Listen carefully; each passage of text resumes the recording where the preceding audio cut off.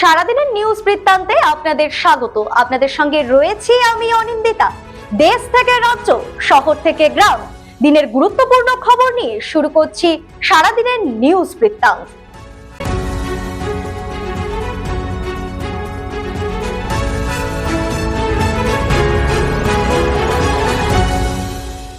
সারাদিনের নিউজ বৃত্তান্ত নিবেদন করছেন জুয়েলার্স, সোনা যা সর্বক্ষণের। Agnishwar jewellers, NS road, Raiganj. Shri Dhaka jewellers, আভিজাত্যের গয়না। ত্রিনয়নী জ্যোতিষ কার্যালয়, শ্যামপুর মোড়, দেবীনগর, রায়গঞ্জ। উত্তর দিনাজপুর জেলার চোপড়ার এক বিএলওর অস্বাভাবিক মৃত্যুকে ঘিরে চাঞ্চল্য।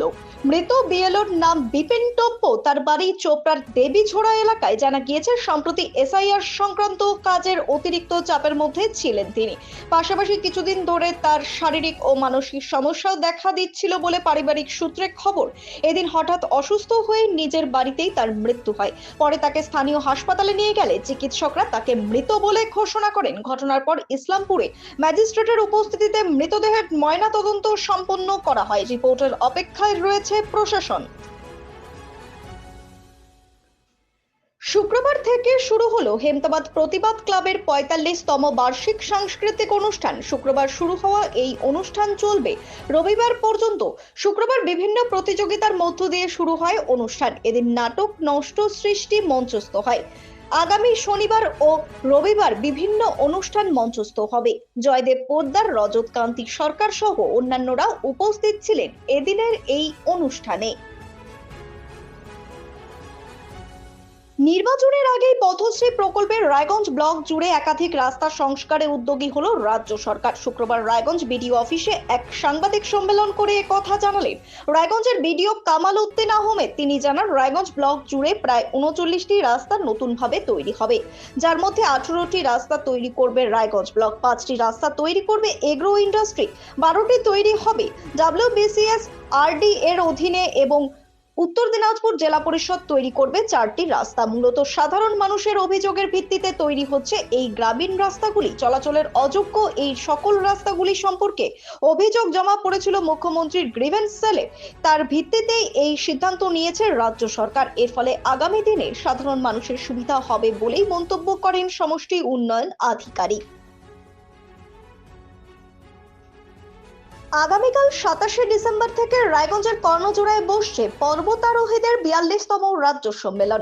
এতে সারা রাজ্যের প্রায় ১ শতাধিক পর্বতারোহী অংশ নেবেন। এতে উপস্থিত থাকবেন মাউন্ট এভারেস্ট জয়ী পর্বতারোহী সহ বহু পর্বত পদযাত্রী।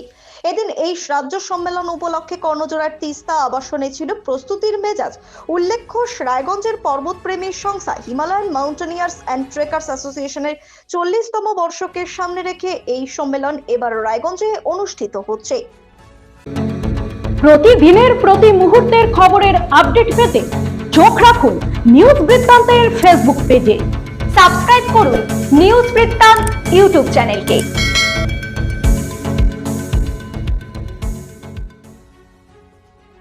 বন্দে মাতারাম সার্ধশতবর্ষ উপলক্ষে ২০২৫ সালে এক বর্ণাঢ্য প্রতিযোগিতামূলক সাংস্কৃতিক অনুষ্ঠান অনুষ্ঠিত হয় রায়গঞ্জ ইনস্টিটিউট মঞ্চে। ২৬ ও ২৭শে ডিসেম্বর এই দুদিন ব্যাপী আয়োজিত এই অনুষ্ঠানে জেলার বিভিন্ন প্রান্ত থেকে বিপুল সংখ্যক পড়ুয়া অংশগ্রহণ করছে। অনুষ্ঠানের প্রধান অতিথি হিসেবে উপস্থিত ছিলেন উত্তর দিনাজপুর জেলার সভাপতি নিমাই কবিরাজ মহাশয়।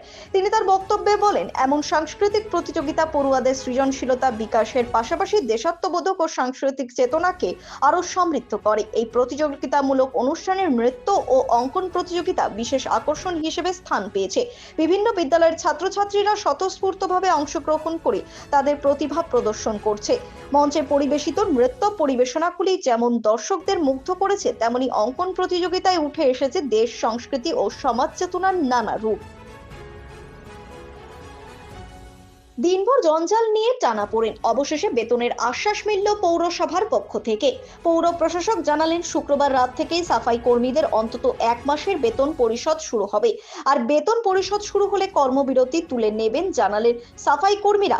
16ই ডিসেম্বর থেকে বেতনের দাবিতে কর্মবিরতি শুরু করে সাফাই কর্মী সহ পৌরসভার স্থায়ী ও অস্থায়ী কর্মীরা, যার ঘরে জঞ্জালে ভরে ওঠে রায়গঞ্জ। অবশেষে বৃহস্পতিবার রাত থেকেই ঠিকা কর্মী লাগিয়ে জঞ্জাল তোলার ব্যবস্থা করে রায়গঞ্জ পৌরসভা। শুক্রবার সকালেও ধরা পড়ল সেই চিত্র।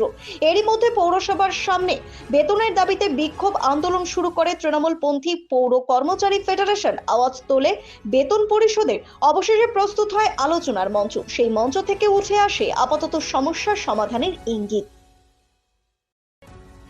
কামতাপুরীদের একাধিক গুরুত্বপূর্ণ দাবি সামনে রেখে আগামী 29শে ডিসেম্বর উত্তর দিনাজপুর জেলায় বৃহৎ গণস্মারকলিপি জমা দেওয়ার কর্মসূচি ঘোষণা করল কামতাপুর প্রোগ্রেসিভ পার্টি। বৃহস্পতিবার রাজগঞ্জ প্রেস ক্লাবে অনুষ্ঠিত সাংবাদিক বৈঠকে এই কর্মসূচির কথা জানান দলের সুপ্রিমো তথা কামতাপুরী ভাষা একাডেমির চেয়ারম্যান অমিত রায়। তিনি জানান, কেপিপির মূল দাবিগুলির মধ্যে রয়েছে কামতাপুর পৃথক রাজ্য গঠন, কেন্দ্রীয় স্তরে কামতাপুরী ভাষার সাংবিধানিক স্বীকৃতি, উত্তরবঙ্গের বিভিন্ন জেলায় কামতাপুরী ভাষায় পঠন পাঠনের জন্য আরো শিক্ষা প্রতিষ্ঠান নির্মাণ সহ রাজবংশী যুবক যুবতীদের জন্য পর্যাপ্ত কর্মসংস্থানের সুযোগ সৃষ্টি। এদিন অমিত রায় আরো বলেন, আসন্ন বিধানসভা নির্বাচনে একাধিক আসনে প্রার্থী দিতে চায় কামতাপুর প্রোগ্রেসিভ পার্টি। পাশাপাশি রাজ্যের শাসক দল তৃণমূল কংগ্রেসের সঙ্গে আসন সমঝোতার মাধ্যমে নির্বাচনে লড়ার ভাবনাও রয়েছে দলের। তবে আসন সমঝোতা না হলে বিকল্প পরিকল্পনাও নেওয়া হতে পারে বলে ইঙ্গিত দেন তিনি।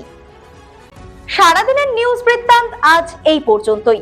সঙ্গে থাকুন, দেখতে থাকুন, চোখ রাখুন নিউজ বৃত্তান্তে। নিউজ বৃত্তান্ত, হলুদ নয়, স্বচ্ছ।